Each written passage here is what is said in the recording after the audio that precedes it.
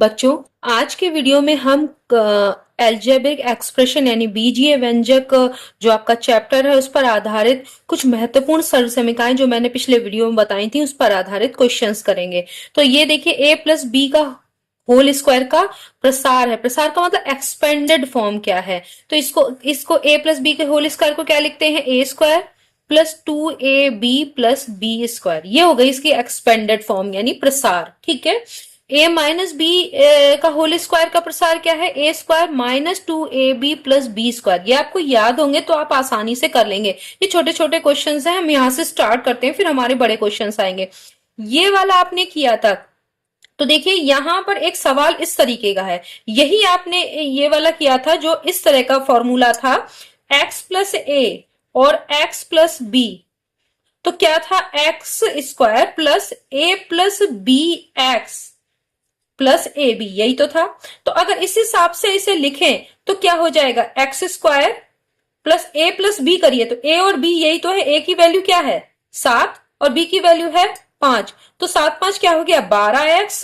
Direct कर सकते हो, और 7 पंजे 35 आपने डायरेक्ट लिख दिया। देखिए कर दिया कि नहीं, ए प्लस बी किया तो ए प्लस बी कितना हो गया 7 और 5 12, और x की जगह पे x लिखा और ए बी की गुणा करी तो 7 पंजे 35। अब इसी तरीके का ये माइनस वाला है, माइनस वाले में जहां पर माइनस जहां b होगा वहां माइनस कर देंगे, तो पहले लिखेंगे एक्स स्क्वायर।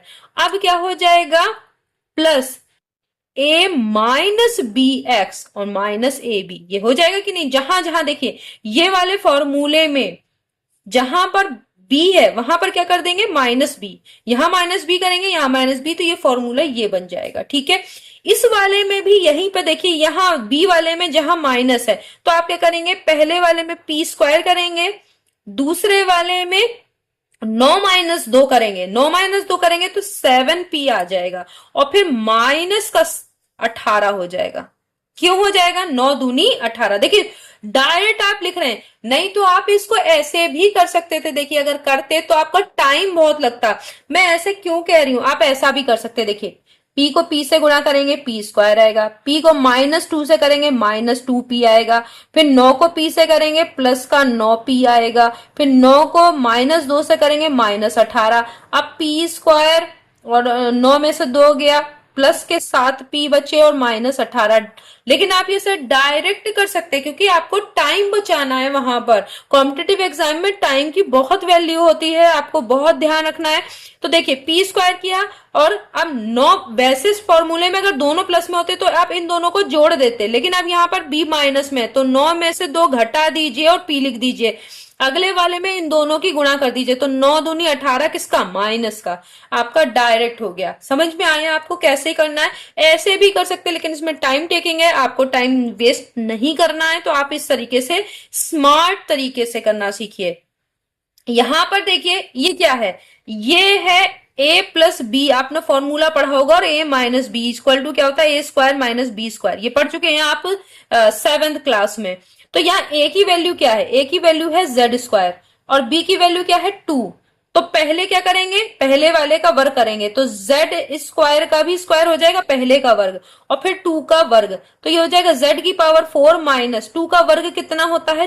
तो आपको अगर ये सर्व समीकाएं याद है, जैसे ये वाली थी सर्व समीका, ये आपको याद हो, ये आपकी दी हुई है, तो आप इन सबको याद रखिए, तब ये वाली सर्व समीका ये वाली है, इन्हीं को ही हमने चेंज करके किया है। अब देखो a प्लस बी की का होल क्यूब, ये भी एक सर्व समीका है। इसका एक्सपेंडेड फॉर्म क्या होता है आप जानते होंगे, दो तरीके से है। अब आंसर में आपके ऑप्शन में कुछ भी दिया हो सकता है, ये भी दिया हो सकता है कि a cube plus 3ab a plus B plus B cube, या ये दिया हो सकता है ए क्यूब, ध्यान दीजिएगा, plus 3a square B plus 3ab square plus B cube. कुछ भी दिया हुआ आप दोनों में से चुन लेंगे, क्योंकि आपको पहले से याद होगा, जैसे मैंने याद कर रखा है, मुझे याद है, तो आपको प्रैक्टिस करते रहेंगे तो याद हो जाएगा। ये वाला क्या होता है, ये दो फॉर्मूले आपके इससे बनते हैं, आपको ये पता होगा कि मैंने एक आपको बताया था a प्लस बी, और दूसरा है A square minus A B plus B square. ठीक है, ये तो एक इसका मान ये होता है, और दूसरा अगर आपको वो ये वाला फॉर्मूला पता ही है। अब इसमें ए क्यूब प्लस बी क्यूब की वैल्यू कैसे निकालेंगे? आप कर देंगे ए प्लस बी का होल क्यूब -3। देखिए इसमें क्या करेंगे, ए क्यूब प्लस बी क्यूब की वैल्यू निकालनी है, तो ये वाली चीज को इधर शिफ्ट कर देंगे, तो ये हो जाएगा -3ab ए प्लस बी। इन दोनों में से जो भी हो वो आप इसमें कर देंगे। ठीक है, तो आपको ये समझ में आ गया होगा कि किस तरीके से हमको इसकी वैल्यू को निकालना है। याद होगा तो आप तुरंत निकाल देंगे। ए माइनस बी का होल क्यूब का मान क्या होता है, तो आप जानते हैं क्या होता है, A cube -3ab minus B cube, या फिर A cube -3a² B plus 3ab² minus B cube, या माइनस ही है। ठीक है, तो आपको ये, तो आप इसमें से कोई सा भी मान हो आप कर सकते हैं। तो आपको समझ में आया कि अगर हमें इस तरह के क्वेश्चन आएंगे तो ये डायरेक्ट आपकी सर्वसमीका पर आधारित है, इसमें कुछ नहीं करना। तो आपको सर्वसमीका याद होगी तो तुरंत आप इसमें आंसर दे देंगे। अब देखिए आपका जो 10वां क्वेश्चन है, 10वां क्वेश्चन में क्या कह रहा है, ये सर्व समीका पर आधारित है। सर्व समीका के हिसाब से वरना आप तो इसे ऐसे भी कर सकते हैं भाई, 1001 को 1001 से गुणा करें, फिर जो आए फिर उसको 1001 से गुणा करें, तो आपके लिए थोड़ा सा मुश्किल होगा। सर्व समीका इसे आसान कर सकती है। ये इस फॉर्मूले से हम तोड़ेंगे, ए प्लस बी का होल क्यूब इक्वल टू क्या होता है, A cube plus 3ab A plus B cube. समझ गए? अब इससे करिए, तो ये कैसे तोड़ेंगे भाई, 1000 प्लस 1 लिख सकते हैं कि नहीं? तो ए की वैल्यू क्या हो गई 1000 और बी की वैल्यू क्या हो गई 1।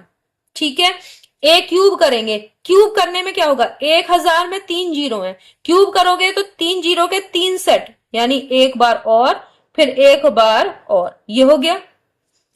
प्लस 3, ए की जगह पे क्या है 1000, बी की जगह पे क्या है 1, और ए प्लस बी पूरे का मान क्या है 1001 लिख दिया।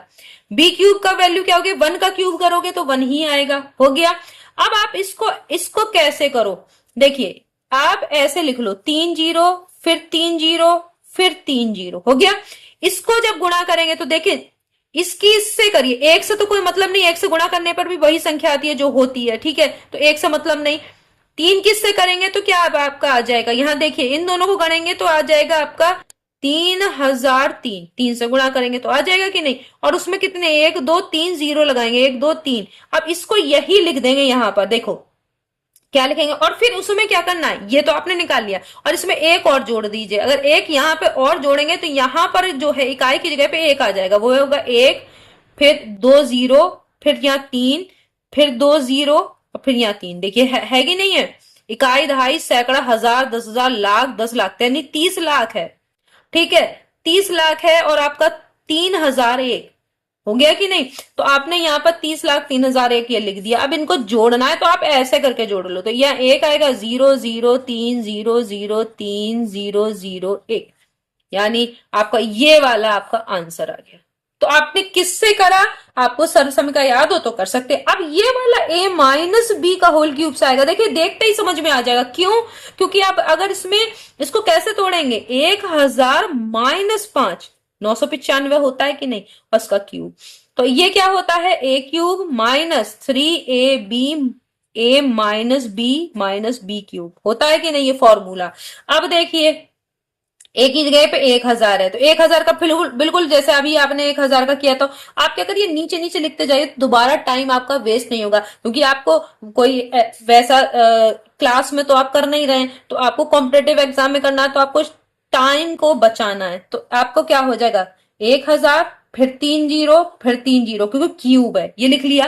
अब इस वाले को देखिए, इस वाला जो ये माइनस, ये सेकंड वाला माइनस इस पूरे का मान क्या होगा, ये वाले को देखिए, तो घटाना है हमें, और ये भी माइनस में है, तो देखिए -3 हो गया।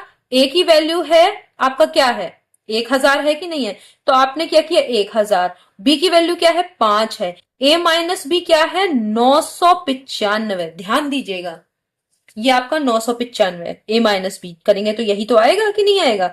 अब क्या करना है आपको, 5 तिया कितना होता है 15।